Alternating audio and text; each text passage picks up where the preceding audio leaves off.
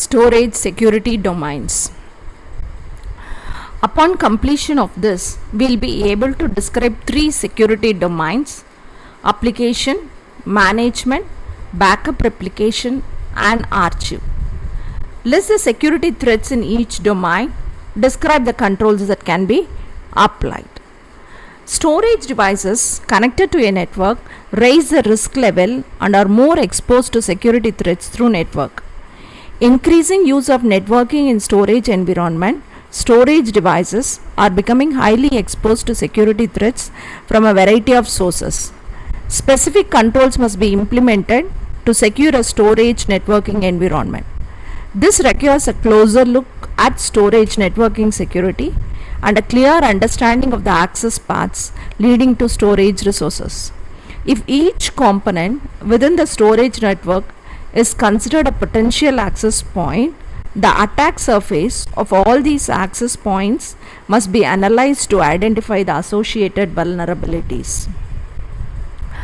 To identify the threats that apply to a storage network, access paths to data storage can be categorized into three security domains: application access, management access, backup, replication, and archive.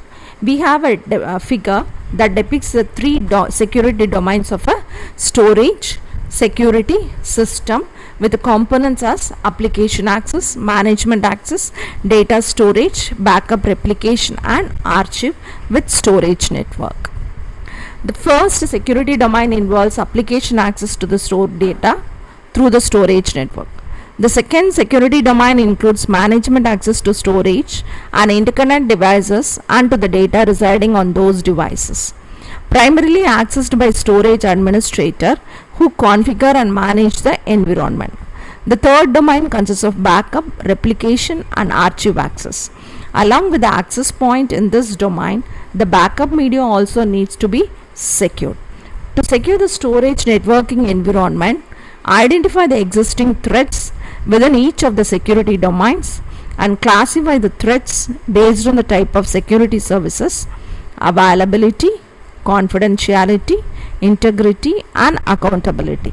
The next step is to select and implement various controls as countermeasures to the threats. The first one, securing the application access domain, may include only those applications that access the data through the file system or a database interface. To identify the threats in the environment and appropriate controls that should be applied, implementing physical security is also an important consideration to prevent media theft. Securing the application access domain. Host A access all V1 volumes. Host B can access all V2 volumes. Volumes are classified according to the access level such as confidential, restricted, and public. Some of the possible threats in this scenario could be host A spoofing the identity or elevating to the privileges of host B to gain access to host B resources. Another threat should be that an unauthorized host gains access to the network. Attackers on this host may try to spoof the identity of another host and tamper with the data, snoop the network, and execute a DOS attack. Media theft could also compromise security. These threats can pose several serious challenges to the network security, therefore they need to be addressed. We have a diagrammatic representation of application access domain for threats. Control user access to data. Access control services regulate user access to data. Access control mechanisms used in the application access domain are user and host authentication and authorization. Systems that provide strong authentication and authorization to secure user identities against spoofing. NAS device supports the creation of access control lists that regulate user access to specific files. After a host has been authenticated, the next step is to specify security controls for the storage resources such as ports, volumes, or storage pools that the host is authorized to access. Controlling user access to data. Zoning is a controlling mechanism on the switches that segments the network into specific paths to be used for data traffic. LUN masking determines which host can access which storage device.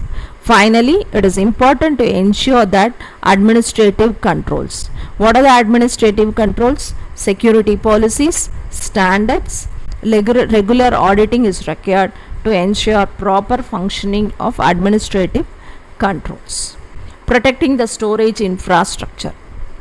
Securing the storage infrastructure from unauthorized access involves protecting all the elements of the infrastructure. Protecting the network fall in two categories.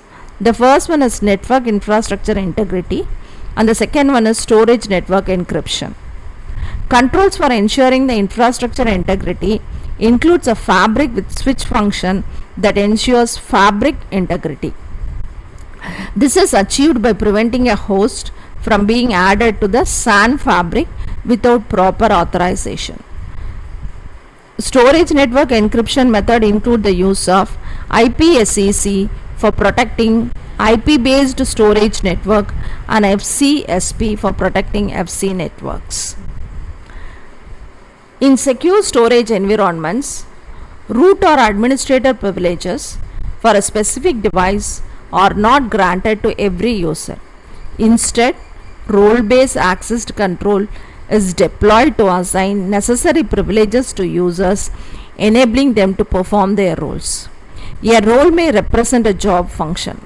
Finally, physical access to the devices, console and the cabling of FC switches must be controlled to ensure protection of the storage infrastructure. All other established security measures fall if a device is physically accessed by an unauthorized user and this access may render the device unreliable.